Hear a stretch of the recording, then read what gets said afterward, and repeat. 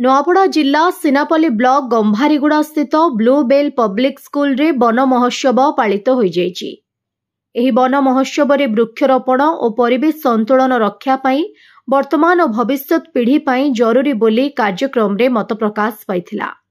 कार्यक्रम रे स्कूल अध्यक्ष दयासागर मेहर, अध्यापिका अनुरूपा बहिदार, अध्यापक प्रहलाद पति समेत शिक्षक शिक्षयित्री छात्र छात्री और कर्मचारी समेत ग्रामवासी जोग देथिले।